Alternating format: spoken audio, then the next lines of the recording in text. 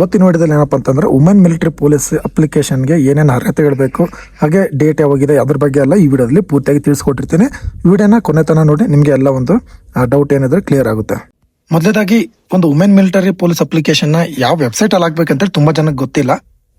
ನೀವು ನಿಮ್ಮ ಹತ್ರ ಇರುವಂತ ಸೈಬರ್ ಸೆಂಟರ್ಗೆ ಹೋಗಿ, ಇಲ್ಲಿ ಕಾಣ್ತಿದೆ ಅಲ್ವಾ www.joinindianarmy ವೆಬ್ಸೈಟ್, ಇದ್ರೊಳಗಡೆ ಹೋದ್ರೆ ನಿಮ್ಗೆ ಅಗ್ನಿವೀರ್ದು ಒಂದು ಆಪ್ಷನ್ ಸಿಗುತ್ತೆ ಲಾಗಿನ್. ಅದ್ರ ಮುಖಾಂತರ ಹಾಕ್ಬೋದು. ಇಲ್ಲ ಯೂಟ್ಯೂಬ್ ಅಲ್ಲಿ ನೀವು ವುಮೆನ್ ಮಿಲಿಟರಿ ಅಪ್ಲಿಕೇಶನ್ ಯಾವ ರೀತಿ ಹಾಕ್ಬೇಕಂತ ಹೇಳಿ ಹಾಕಿದ್ರೆ ತುಂಬಾ ವಿಡಿಯೋ ಬರುತ್ತೆ. ಅದನ್ನ ನೋಡ್ಬಿಟ್ಟು ನೀವು ವಿಡಿಯೋನ ಹಾಕಿ. ವಿಡಿಯೋ ಹಾಕೋದಕ್ಕಿಂತ ಮುಂಚೆ ನಿಮ್ಮ ಮಾರ್ಕ್ಸ್ ಕಾರ್ಡ್ ಅಲ್ಲಿ ಇರೋ ರೀತಿ ನಿಮ್ಮ ಆಧಾರ್ ಕಾರ್ಡ್ ಅಲ್ಲಿ ಕೂಡ ನೇಮ್ ಇರಬೇಕು. ಇದನ್ನ ಸರಿಪಡಿಸ್ಕೊಂಡು ಹಾಕಿ, ಯಾಕಂದ್ರೆ ನಿಮ್ಗೆ ಇನ್ನು ತುಂಬಾ ಸಮಯ ಇದೆ. ಏಪ್ರಿಲ್ 1ನೇ ತಾರೀಕು ತನಕ ನಿಮಗೆ ಅಪ್ಲಿಕೇಶನ್ ಹಾಕಕ್ಕೆ ಕಾಲಾವಕಾಶ ಇದೆ. ಹಾಗಾಗಿ ಮೊದಲು ಅದನ್ನ ನೀವು ಸರಿಪಡಿಸ್ಕೊಳ್ಳಿ. 15 ದಿನದೊಳಗಡೆ ನಿಮ್ದು ಆಧಾರ್ ಕಾರ್ಡ್ ಮತ್ತೆ ಅಪ್ಡೇಟ್ ಆಗುತ್ತೆ. ಅದಾದ ನಂತರ ನೀವು ಅಪ್ಲಿಕೇಶನ್ ಹಾಕಕ್ಕೆ ಶುರು ಮಾಡಿ. ಬನ್ನಿ ನೋಡ್ತಾ ಇರಬಹುದು. ಇದು ಬಂದ್ಬಿಟ್ಟು ಯಾವ್ದಪ್ಪ ಅಂತಂದ್ರೆ ಕರ್ನಾಟಕ, ಕೇರಳ ಮತ್ತೆ ಲಕ್ಷದ್ವೀಪ ಮತ್ತೆ ಮಾಹೆ, ಈ ಒಂದು 4 ಯೂನಿಟ್ ಗಳಿಗೆ ಈ ಒಂದು ಭರ್ತಿನ ಕರೀತಾರೆ. ಇದು ಕೇವಲ ಬೆಂಗಳೂರಿಗೆ ಮಾತ್ರ ಅಲ್ಲ, ಇದರೊಳಗಡೆ ಇಷ್ಟು ಇಯರ್ಗಳು ಕೂಡ ಬರುತ್ತೆ. ಇದಾದ್ಮೇಲೆ ನೀವು ನೋಡ್ತಾ ಇರ್ಬೋದು, ಇದಕ್ಕೆ ಅನ್ಮ್ಯಾರಿಡ್ ಆಗಿರೋರು ಮಾತ್ರ ಆಗ್ಬೋದು. ತುಂಬಾ ಜನ ಮದುವೆ ಆಗಿರೋರು ಕೂಡ ನನ್ ಮೆಸೇಜ್ ಆಗ್ತಿದಾರೆ, ಕಮೆಂಟ್ ಆಗ್ತಾ ಇದ್ರೆ. ನಿಮಗ್ ಬರಲ್ಲ. ಯಾರು ಅನ್ಮ್ಯಾರಿಡ್ ಇರ್ತಾರೋ ಅವ್ರು ಮಾತ್ರ ಈ ಒಂದು ಅಪ್ಲಿಕೇಶನ್ ಹಾಕ್ಬೋದು. ಅಪ್ಲಿಕೇಶನ್ ಬಂದ್ಬಿಟ್ಟು 13ನೇ ತಾರೀಕು ಸ್ಟಾರ್ಟ್ ಆಗಿದೆ. ಹಾಗೆ 1 ಏಪ್ರಿಲ್ಗೆ ಲಾಸ್ಟ್ ಡೇಟ್ ಇದೆ. ಆನ್ಲೈನ್ ಎಕ್ಸಾಮ್ ಬಂದ್ಬಿಟ್ಟು 1 ಜೂನ್ 2026 ಹೊತ್ತು 15 ಜೂನ್ 2020 ಒಳಗಡೆ ನಿಮ್ಮ ಒಂದು ಎಕ್ಸಾಮ್ ನಡೆಯುತ್ತೆ ಅಂತ ಹೇಳಿ ಕೊಟ್ಟಿದ್ದಾರೆ. ಸೊ ಇದಾದ್ಮೇಲೆ ಇದಕ್ಕೆ ಏಜ್ ಬಂದ್ಬಿಟ್ಟು ನೋಡ್ತಾ ಇರ್ಬೋದು, ಇಲ್ಲಿ ಕೊಟ್ಟಿದ್ದಾರೆ 17 ವರೆಯಿಂದ 22 ವರ್ಷದ ಒಳಗಡೆ ಇರೋರು ಇದಕ್ಕೆ ಅಪ್ಲಿಕೇಶನ್ ನ ಹಾಕ್ಬಹುದು. ಆ ಡೇಟ್ ಕೂಡ ಅವ್ರು ಕೊಟ್ಟಿದ್ದಾರೆ. ಸೊ ಕೆಳಗಡೆ ಇಲ್ಲಿ ನೋಡ್ತಾ ಇರ್ಬೋದು, 1 ಜುಲೈ 2005ರಿಂದ 1 ಜುಲೈ 2009 ಒಳಗಡೆ ಯಾರ್ಯಾರು ಡೇಟ್ ಆಫ್ ಬರ್ತ್ ಇದೆನೋ ಅವ್ರು ಮಾತ್ರ ಅಪ್ಲಿಕೇಶನ್ ಹಾಕಕ್ ಆಗುತ್ತೆ. ಈಗ ನಾವು ಎಜುಕೇಶನ್ ಕ್ವಾಲಿಫಿಕೇಶನ್ ನೋಡೋಣ. ನೀವು SLC ಮಾಡಿರ್ಬೇಕು. ಹಾಗೆ ನಿಮ್ಮ ಒಂದು ಟೋಟಲ್ ಆಗಿ 45% ಅಗ್ರಿಗೇಟ್ ಆಗಿರ್ಬೇಕು. ಇದಾದ ನಂತರ ಪ್ರತಿ ಸಬ್ಜೆಕ್ಟ್ ಅಲ್ಲೂ 33 ಅಂಕಗಳಿಂದ ಪಾಸ್ ಆಗಿರ್ಬೇಕು. ನೀವು ಇಂಟರ್ನಲ್ ಮತ್ತೆ ಇದು ಪ್ರಾಕ್ಟಿಕಲ್ 2 ಸೇರಿನ ಅಂತ ಕೇಳ್ತಿದ್ರ. ಸೊ ಟೋಟಲ್ ಆಗಿ ನೀವು ಇಂಟರ್ನಲ್ ಇರ್ಲಿ ಥಿಯರಿ ಇರ್ಲಿ ಅದು ಸಂಬಂಧ ಇಲ್ಲ. ಟೋಟಲ್ ನೀವು ಪ್ರತಿ ಸಬ್ಜೆಕ್ಟ್ ಅಲ್ಲಿ 2 ಕೋರ್ಸ್ ಇದ್ರು 33 ಬಂದ್ರು ಕೂಡ ನೀವು ಅಪ್ಲಿಕೇಶನ್ ಹಾಕ್ಬಹುದು. ಸೊ ಇದಾದ ನಂತರ ನೋಡ್ತಾ ಇರ್ಬೋದು, ಇದಕ್ಕೆ ಹೈಟ್ ತುಂಬಾ ಜನ ಕೇಳ್ತಿದ್ದಾರೆ. ಸೊ ಈ ವರ್ಷ ಏನೋ ಗೊತ್ತಿಲ್ಲ, ಇದು 162 ಸೆಂಟಿಮೀಟರ್ ಕೇಳಿದಾರೆ. ಸರ್ತಿ ಕಮ್ಮಿ ಇತ್ತು ಅನ್ಸುತ್ತೆ. ಈ ಸಲ 152 ಕೇಳಿದಾರೆ. ವೇಟ್ ಬಂದ್ಬಿಟ್ಟು ಹೈಟ್ ತಕ್ಕನಂಗೆ ವೇಟ್ ಇರಬೇಕು. ಏಜು ಹೈಟು ಅದು ತಕ್ಕನಂಗೆ ವೇಟ್ ಇರುತ್ತೆ. ಆ ಚಾರ್ಟ್ ನಿಮಗೆ ಕೊನೆಯದಾಗಿ ನಾನು ತೋರಿಸ್ತೀನಿ. ಇದಾದ ನಂತರ ನಿಮ್ಗೆ ಒಂದು ಇದು ಏನೋ ಬೋನಸ್, ಇದು ಯಾರ್ಯಾರಿಗೆ ಏನೇನು ಒಂದು ಮಾರ್ಕ್ಸ್ ಗಳು ಸಿಗುತ್ತೆ ಅನ್ನೋದ್ರ ಬಗ್ಗೆ ಹೇಳ್ಕೊಡ್ತೀನಿ ನೋಡಿ. ಸೊ ಯಾರ್ಯಾದ್ರೂ ನಿಮ್ಮಪ್ಪ ಆರ್ಮಿಲಿ ಇದ್ರೆ ನಿಮಗೆ 20 ಮಾರ್ಕ್ಸ್ ಸಿಗುತ್ತೆ. ನಿಮ್ಮಪ್ಪ ಎಕ್ಸ್ ಸರ್ವಿಸ್ ಮ್ಯಾನ್ ಆಗಲಿ ಅಥವಾ ಸರ್ವಿಸ್ ಮ್ಯಾನ್ ಆಗಿದ್ರು ಕೂಡ ನಿಮಗೆ 20 ಮಾರ್ಕ್ಸ್ ಬೋನಸ್ ಆಗಿ ಸಿಗುತ್ತೆ. ಅದಾದ ನಂತರ ನೀವೇನಾದ್ರೂ ಸ್ಪೋರ್ಟ್ಸ್ ಪರ್ಸನ್ ಗಳಾಗಿದ್ರೆ ನಿಮಗೂ ಕೂಡ 20 ಮಾರ್ಕ್ಸ್ ಸಿಗುತ್ತೆ. ಇಲ್ಲಿ ನೋಡ್ತಾ ಇರ್ಬೋದು, ಇವೆಲ್ಲ ನ್ಯಾಷನಲ್ ಲೆವೆಲ್ ಅಲ್ಲಿ ಅಟೆಂಡ್ ಮಾಡಿದ್ರೆ 15 ಇದೆ. ಹಾಗೆ ನೀವು ಕಾಲೇಜ್ ಯೂನಿವರ್ಸಿಟಿ ಲೆವೆಲ್ ಹೋದ್ರೆ 10 ಇದೆ. ಹಾಗೆ ಡಿಸ್ಟ್ರಿಕ್ಟ್ ಲೆವೆಲ್ ಸ್ಟೇಟ್ ಈ ತರ ಹೋಗಿದ್ರೆ 10 ಇದೆ. ಇದಾದ ನಂತರ ನೀವೇನಾದ್ರೂ ಕಾಲೇಜ್ ಲೆವೆಲ್ ಅಲ್ಲಿ ಡಿಸ್ಟ್ರಿಕ್ಟ್ ಲೆವೆಲ್ ತನಕ ಫಸ್ಟ್ ಬಂದಿದ್ರು ನಿಮಗೆ 5 ಮಾರ್ಕ್ಸ್ ಕೂಡ ಸಿಗುತ್ತೆ. ಇದಾದ ನಂತರ NCCಗೂ ಬೋನಸ್ ಮಾರ್ಕ್ಸ್ ಇದೆ. ಎ ಇದ್ರೆ 5 ಇದೆ, ಸಿ ಇದ್ರೆ, ಬಿ ಇದ್ರೆ 10 ಇದೆ, ಹಾಗೆ ಸಿ ಇದ್ರೆ 20 ಮಾರ್ಕ್ಸ್ ನಿಮಗೆ ಸಿಗುತ್ತೆ. ನೀವೇನಾದ್ರೂ RD ಪರೇಡ್ ನ ಅಟೆಂಡ್ ಮಾಡಿದ್ರೆ ರಿಪಬ್ಲಿಕ್ ಡೇ ಡೆಲ್ಲಿ ಒಳಗಡೆ ನಿಮಗೆ 25 ಮಾರ್ಕ್ಸ್ ಬೋನಸ್ ಆಗಿ ಸಿಗುತ್ತೆ.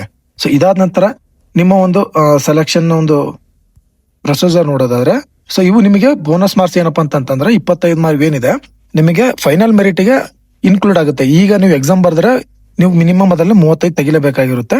ಸೊ ಇದು ನಿಮಗೆ ಲಾಸ್ಟ್ ಗೆ ಆಡ್ ಆಗುತ್ತೆ.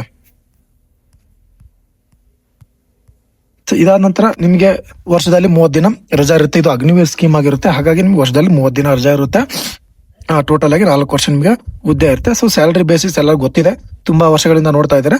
ಫಸ್ಟ್ ವರ್ಷ 30,000 ಇರುತ್ತೆ, ಸೆಕೆಂಡ್ ಇಯರ್ 33,000 ಇರುತ್ತೆ, ಆಮೇಲೆ 36,000, ಫೈನಲ್ ಇಯರ್ 40,000 ಆಗುತ್ತೆ. ಇದು ಆಲ್ರೆಡಿ ಎಲ್ಲರಿಗೂ ಗೊತ್ತಿರುತ್ತೆ. ಇಲ್ಲಿ ಈ ಒಂದು ಅಪ್ಲಿಕೇಶನ್ ಓನ್ಲಿ ಅನ್ಮ್ಯಾರಿಡ್ ಕ್ಯಾಂಡಿಡೇಟ್ ಮಾತ್ರ ಹಾಕ್ಬೇಕು. ಅದ್ ಮತ್ತೆ ಇನ್ನೊಂದ್ಸಲ ಅವ್ರು ಕೊಟ್ಟಿದ್ದಾರೆ. ಈಗ ನೋಡೋಣ ರಿಕ್ರೂಟ್ಮೆಂಟ್ ಯಾವ ರೀತಿ ನಡೀತಾ ಅಂತ ಹೇಳಿ. ಮೊದಲು ನೋಡಿ ಪ್ರೊಸೀಜರ್ ಆಫ್ ಆನ್ಲೈನ್ ರಿಜಿಸ್ಟ್ರೇಷನ್. ಮೊದಲು ನೀವು ಅಪ್ಲಿಕೇಶನ್ ಹಾಕ್ಬೇಕಾಗುತ್ತೆ. ಆಮೇಲೆ ನಿಮಗೆ 250 ರೂಪಾಯಿ ಫೀಸ್ ಇರುತ್ತೆ. ಇದು ಯಾವುದೇ ಕ್ಯಾಟಗರಿ ಇರಲಿ 250 ರೂಪಾಯಿ ನೀವು ಫೀಸ್ ಮಿನಿಮಮ್ ಪೇ ಮಾಡಲೇಬೇಕಾಗುತ್ತೆ. ಇದಾದ ನಂತರ ನಿಮ್ಗೆ ನೆಕ್ಸ್ಟ್ ಪ್ರೊಸೀಜರ್ ಬಂದ್ಬಿಟ್ಟು ರಿಕ್ರೂಟ್ ಪ್ರೊಸೀಜರ್ ಹೇಳ್ತೀನಿ. ಮೊದಲೇದಾಗಿ ಫೇಸ್ 1 ಅಲ್ಲಿ ನಿಮಗೆ online common entrance exam test ಇರುತ್ತೆ. ಕನ್ನಡದಲ್ಲಿ ಕೂಡ ಇರುತ್ತೆ. ಇದು ನಿಮಗೆ ಕರ್ನಾಟಕದಲ್ಲಿ ಒಂದು 5 ಸೆಂಟರ್ ಇರುತ್ತೆ. ಸೊ ನೀವು ಅಲ್ಲಿ ಹೋಗಿ ಎಕ್ಸಾಮ್ ನ ಬರೀಬಹುದು. ಇದಾದ ನಂತರ ನಿಮಗೆ ನೋಡಿ ಕೊಟ್ಟಿದ್ದಾರೆ ಕನ್ನಡದಲ್ಲಿ ಬರೀಬಹುದು ಅಂತ ಹೇಳಿ. ಇದಾದ ನಂತರ ಪೇಜ್ 2 ಒಳಗಡೆ ಡಾಕ್ಯುಮೆಂಟೇಶನ್ ಎಲ್ಲ ಏನೇನ್ ಬೇಕು ಇವೆಲ್ಲ ನೀವು ನೋಡ್ಕೊಳ್ಳಿ.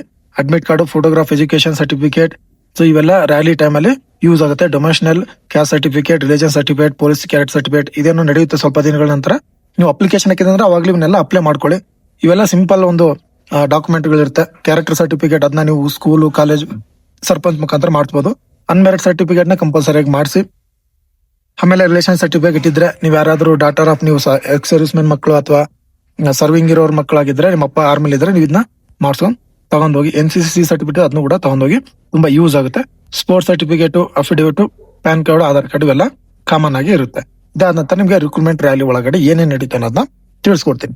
ಗ್ರೂಪ್ 1 ಅಲ್ಲಿ 7ರಿಂದ 7:15 ನಿಮಿಷದೊಳಗಡೆ ಬಂದ್ರೆ ಫಸ್ಟ್ ಗ್ರೂಪ್, ಆಮೇಲೆ 7:15 8 ನಿಮಿಷದೊಳಗಡೆ ಬಂದ್ರೆ ಸೆಕೆಂಡ್ ಗ್ರೂಪ್. ನೋಡ್ತಾ ಇರ್ಬೋದು ನೀವು, ಫಸ್ಟ್ ಗ್ರೂಪ್ ಅಂದ್ರೆ 60 ಮಾರ್ಕ್ಸ್ ಇದೆ, ಸೆಕೆಂಡ್ ಬಂದ್ರೆ 48. ಹಾಗೆ ಈ ಸಲ ಫುಲ್ ಅಪ್ ಆಡ್ ಆಗಿದೆ.